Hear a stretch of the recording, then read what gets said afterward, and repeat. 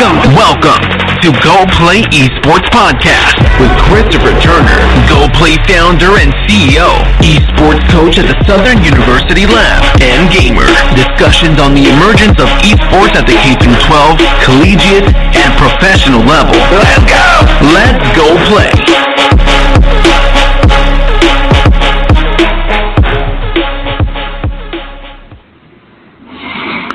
Welcome back. This is your host, Christopher Turner. This is Go Play Esports Podcast. We're back at it again. If you heard the episode previous to this one, I addressed, the social issues that we're having in our country. And I'm going to stick to my promise. It's not going to be this episode, but probably a few episodes from now where we address just being equal within this esports space. I cover esports, coach it, I teach it in this space probably forever now. I think I planted my anchor into this industry, and being African American, I feel like it's only my right to address some of those issues and have them out in the forefront, man, so we can have some positive discussions, so we can move forward.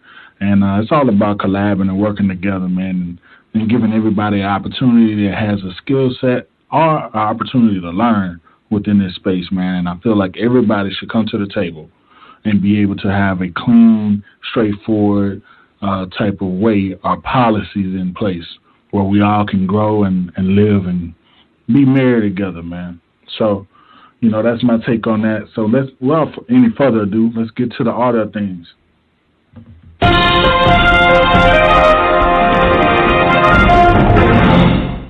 Esports news of the day. Glide Esports launches with David Beckham as co-owner. Glide Esports is a talent development company that counts David Beckham as a co-owner, announced its global launch on yesterday. This was a major move, man, to get somebody like David Beckham, which is a household name across the world within sports, and to make that transition over to esports. It goes along with what I preach every day to my friends and people that I run across. Esports are here to stay. They're not going anywhere. And when you see people investing, $25 million, into a company and then later on invest in another $480,000 per share, and David Beckham is maintaining like 11.7% stake in the company. Well, that starts the conversation and it solidifies what I just spoke about. So, what we do here at Go Play Esports Podcast, we're gonna drop that bomb for David Beckham and Guide Esports.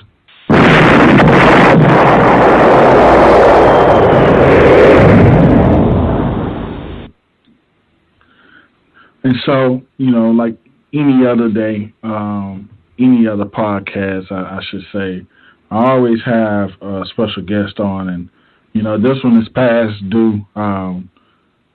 Him and I have started a good relationship. He's going to be real knowledgeable with what he's going to present today. And I really want to take a chance to tell his story and how he got in the space and his rise, and he probably has some falls in between there, but great guy. I can't say enough as far as I'm a strong believer in showing yourself friendly, and he showed himself friendly, and hopefully we can build a relationship with years to come. But without any further ado, this guy has 16 years of experience working in integration, manufacturing, distribution, and technology and commercial AV industry.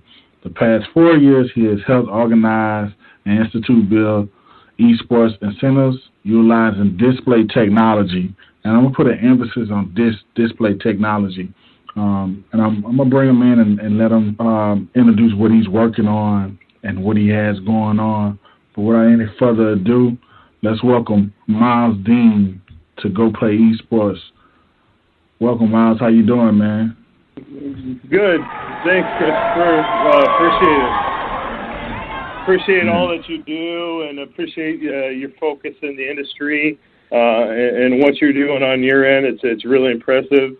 Troy Murphy and what you've done there. I mean, you rose in a star in your kingdom, man, and so grateful to connect up with you on this great experience. That's awesome, man, and thank you just for being there when I have questions or just being there just to talk to, man, throughout the journey, man. It was a new journey for me, man, and I just thank God for like the blessings, man, and the continued success I've had since I've been a part of this esports journey, man. So without any further ado, I want to kind of get into who you are, man. Let's hear some background, man. Yeah. So I've been in the recent industry for the AV industry for the last 4 years. I was a late adopter into the kind of the AV industry, and what really kind of intrigued me was the kind of the rise of esports and how display technology is utilized within these spaces. And by display technology, I'm not just talking like your standard monitor or your standard LCD display that you typically see in these spaces. I'm talking like large scale, like center hung displays. I'm talking these nice fine pitch LED displays that are becoming more and more popular in these spaces than you're used to seeing, right? And you see these organizations, these institutions utilizing these LED technology displays for various different types of applications. I mean, you see it in broadcast, and every time you turn on the news, there's always a unique studio setup or display setup, and that's all utilizing LED technology. If you've ever watched The Mandalorian and how that movie was created, and Disney Plus put an episode out recently on how that was made, and they utilized LED technology to create those sets, right? And even with like Tyler Perry Studios utilizes this same technology in this broadcast studio to create these unique and type of environments. And which is like the esports space, they utilize it in various different ways.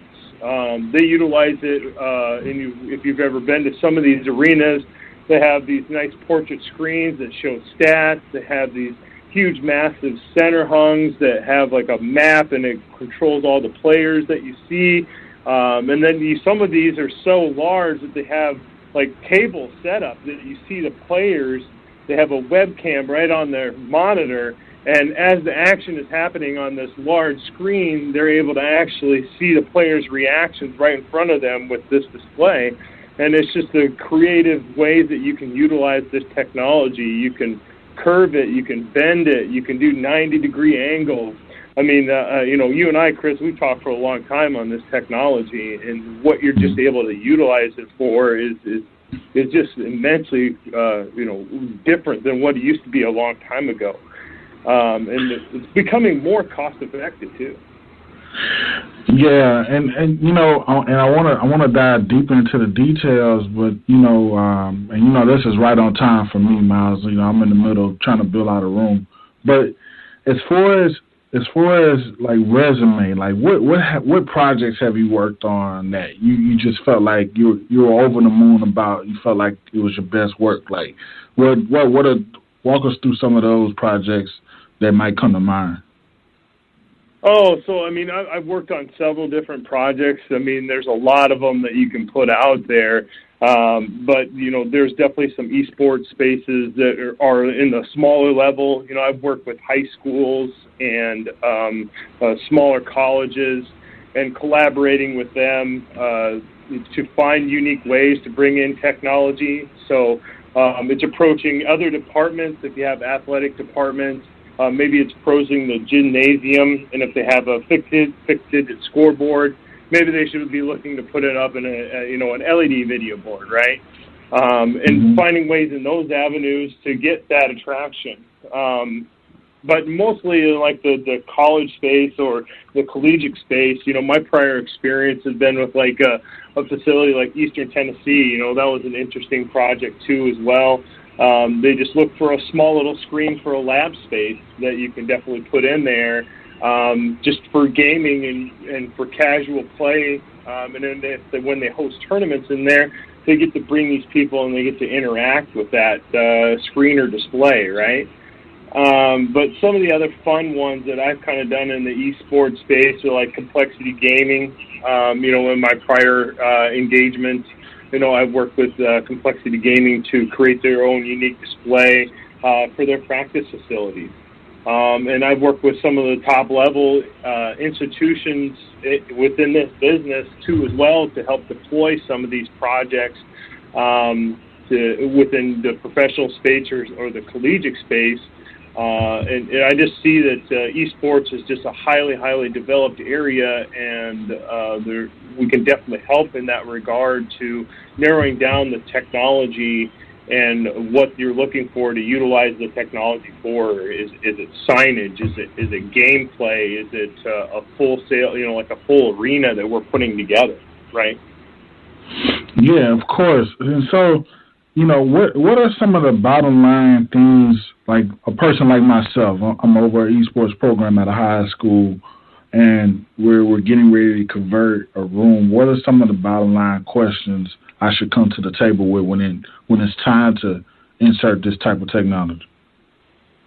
So, are you dedicating your space to host, events? Are you looking to have a crowd come into your space, whether it be a small crowd or a large crowd? How big is your space? Is it 400 square feet, or 4,000 square feet, 5,000 square feet? Is it 32,000 square feet? Those are the kind of things that you kind of need to judge on. If you're currently utilizing projection technology, people are still thinking that projection is the best way to get a large screen. When they look at the overall repair and cost on a projector, after about 6 months, the bulb starts to die down. You don't get great colors. The brightness dies away. LED technology is something that you leave on 24/7, 7 days a week, and it's going to last you 12 years if you do that. The longevity of it is just immensely far beyond what any other technology is out there. And the other things that you want to kind of also ask yourself is like, are you advancing in technology? Gaming is like a techie type of industry, right?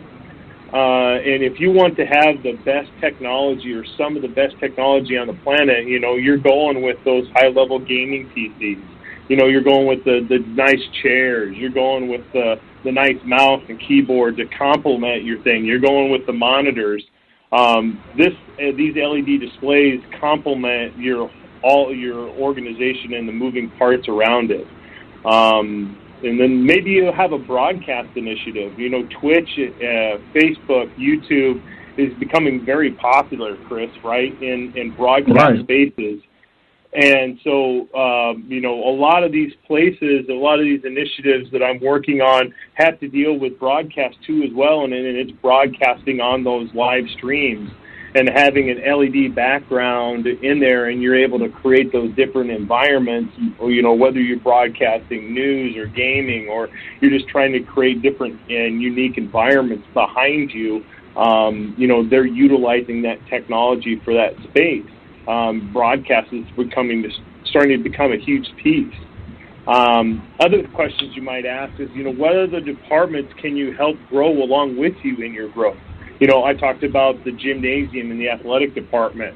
Maybe you have a huge theatrical or an auditorium that you can utilize, and now you could be able to utilize that space and maybe put in an LED screen that hangs up above that you can set up and tear down and put into road cases, and maybe it's one event that you're doing that's esports, and then the next event it's a theater backdrop for a play or a musical, or maybe it's a movie night that you're hosting in the community too as well. So there's multiple uses for this type of technology. So thinking that you don't want to have the horse blinders on here, it's the visualization of this product is there's multiple uses, multiple cases that you can utilize this technology.